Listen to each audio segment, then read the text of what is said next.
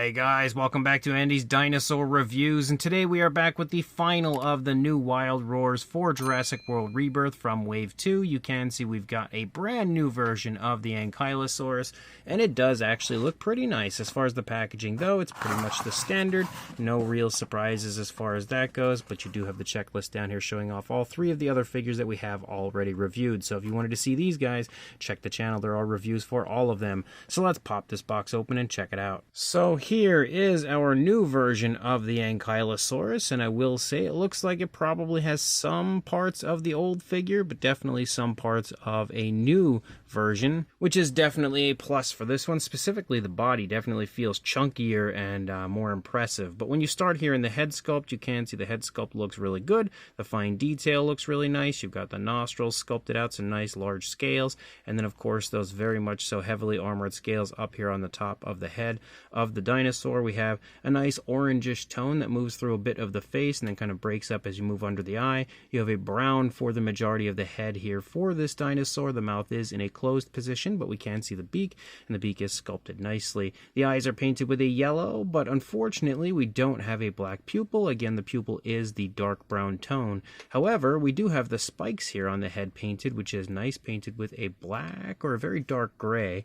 But as you move back into the body, you can see we do have a little neck articulation, but that's tied to the action feature. Then when we move into the body itself, you can see again that the back of course has that very much so heavily armored look, and the scale detail looks absolutely incredible up here. I could really see a dark wash showing off this detail beautifully. We of course have all of the armored scoots and everything moving over the back, the armored kind of spikes and everything all painted with a black. Same deal as you move down here into the side of the dinosaur. All of the spikes leading off of the side of our Ankylosaurus are also all painted with that black and do have some pretty decent detail to them.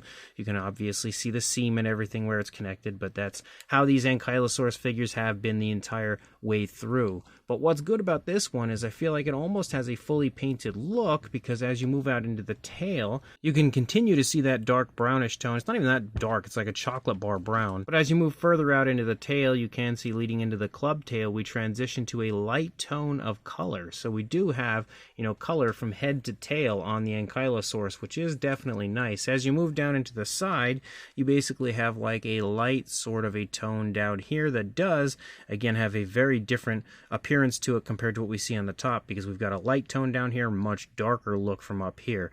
We have very impressive skin texture and scale detail down here though as well, so again, that dark wash, as I mentioned earlier, would do wonders on this figure. The legs look really good. You've got the nicely sculpted front leg here, again, pretty decently sculpted toes with the claws that are unpainted but sculpted nicely. You have leg articulation forward and back. You also can come out away from the body, which is nice. Lots of really impressive fine detail moving back here into the stomach region of the dinosaur, leading into the rear leg. Again, you've got the musculature of the thigh as well as the calf. Very impressive, very large scales moving down. We could see the kneecap, and again, the foot sculpt looking pretty nice. You've got the ankle and everything, a little tilt to the ankle actually of this one with the foot kind of facing out slightly. But you also have, again, leg articulation forward and back for this leg as well, and again, a little jerky, but it works decent enough. But as you move out here into the tail, you can see a very abrupt transition leading into the tail, where we again are back to that dark brown. So it would have been nice to see a smoother transition out, but it is what it is. We do still have that light tone for the club tail though on the underside of the tail as well, which is nice. And again, you can see the detail of the club tail actually looks really good. We also have the fax app code right there if you would like to add this one to your collection. And again, the skin texture on the underside also looks quite nice. The biggest difference when you look at it from one side to the other is going to be the positioning of the legs, as the legs are absolutely a little bit further forward on this side compared to what we see on the other side. But outside of that, again, the tail does curve away from this side, but it's not like a massive difference that's going to make it look super different. But it is a pretty darn nice looking Ankylosaurus. As far as the action feature goes, you can move the head and basically use the head to attack with the tail.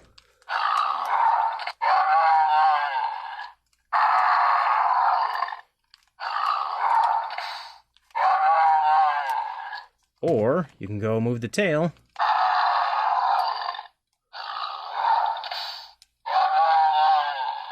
to, I guess, attack with the head. So pretty much the same action feature with every single one of these figures the entire way through this wave. Also, there is another little area of articulation here in the tail where we have a swivel, so that's pretty cool. As far as a size goes, for a length, you are looking at about 9 3/4 inches or around 24.5. Actually, I would say just shy of 25 centimeters. And then for a height, a little bit over 3 1/4 inches or about 8.5 centimeters, pretty much on the dot for a size comparison. There is Mr. Papo T-Rex, the Attack Pack Ankylosaurus, Robert Muldoon, and the Collect Day human being next to our Wild Roar Ankylosaurus. And you can see that it is pretty much in the same size range as every other Wild Roar Ankylosaurus that has come before it. And then we've got one final comparison here showing off all of the different Wild Roar figures from Wave 2 of the Jurassic World Rebirth line, and you can see again they all sit there right there in pretty much the exact size range you would expect for every single figure the entire way through. So this figure, in my opinion, kind of heading into this, I expected this to be the sleeper figure for this wave just because it is an Ankylosaurus. We've had so many Ankylosaurus in the past, so it's not something I was particularly all that excited about, but I will say in hand it's definitely a nice looking figure, probably one of the nicer Ankylosaurus we've seen from Mattel as a whole. And I really quite like the color scheme with the really cool oranges in the head and face. That looks really neat. But I just generally like the fact that we have color from head to tail. Would have been nice to have painted nails and a little bit more of that lighter tone moving into the tail and again transitioning in a more gradual way, but it is what it is. Sculpt-wise, it does look really good. Absolutely looks like a Jurassic World style Ankylosaurus. Kind of would have made more sense to have it actually look more like the Ankylosaurus you do see in Rebirth, but it is what it is. It's still a pretty cool looking color scheme they've chosen for it. The fine detail is really vibrant, really crisp, which is nice to see. It does have a little articulation and again a fun action feature with some pretty cool noises. So if you are interested in this one, I will include a link in the description to Amazon.com where I purchased mine. So check that link, grab it if you want it, and of course, like, comment, and subscribe, and I will see you in the next review. Thanks for watching.